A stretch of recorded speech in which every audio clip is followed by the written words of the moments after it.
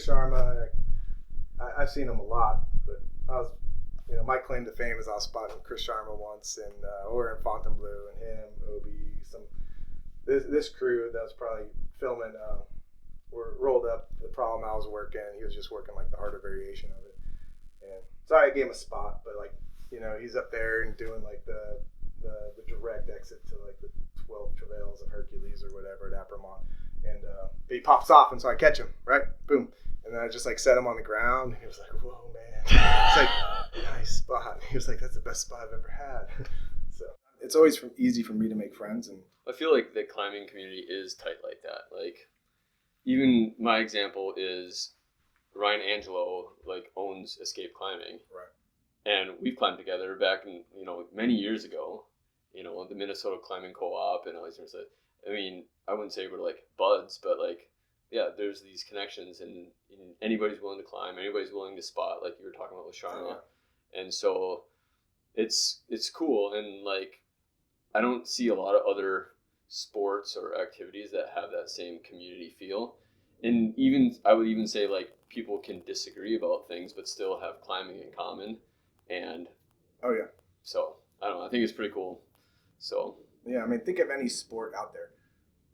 Could you just go and play pickup basketball with Michael Jordan? Yeah, not a chance. Right. No, I mean, you couldn't just do that. You couldn't just go play golf with Tiger Woods, right? But climbing, it's different. Like one time I was in the Frankenura climbing, just saw this random dude, thought he was like a Spanish guy, looking for, some boulder. Like, whoa, you climb that hard? He's like, sometimes.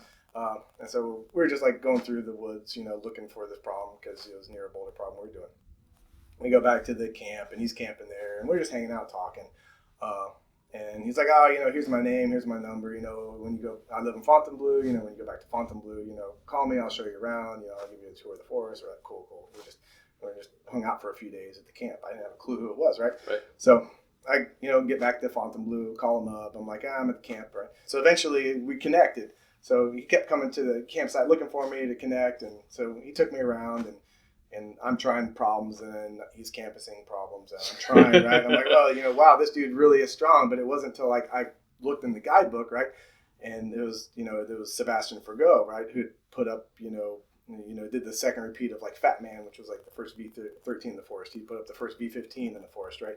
Did all these crazy problems, but it's he is the strongest French boulder, right? And here he is, driving out of his way to pick me up and take me climbing and show me around, and yeah, such a cool community. So, and there's kind of a home wall community too, and so that's kind of how we connected. And I'm really glad I got to meet you and check out your wall. So thanks a bunch, dude. And I think we're gonna strap up, or at least I'm gonna strap up some shoes and climb here for a while. So I'm kind of just geeking on all your holds. So I'm like, I want to touch this hold now.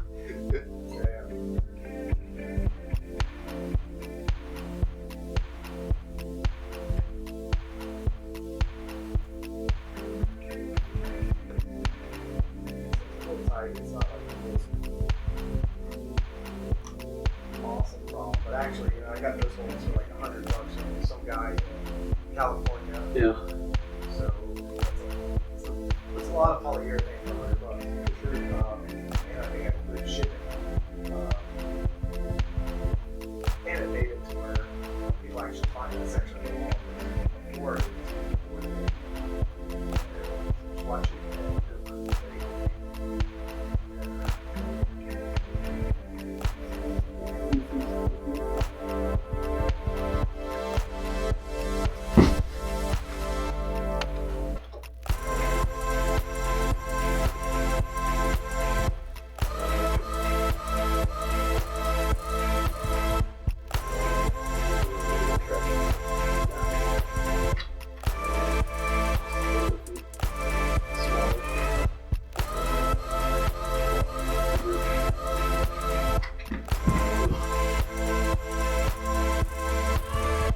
Yeah, when you condense exactly, you can't just throw and come down on a hold. You have to be precise, which is more realistic. Yeah, it's like climbing outdoors because you're hitting a slot. You're not just having a big open.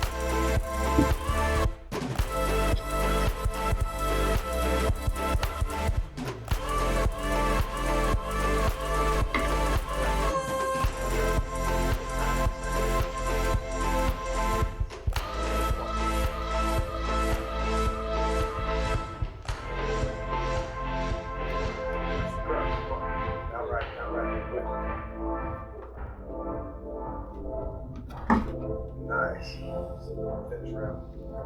Just watch your head, hold it tight.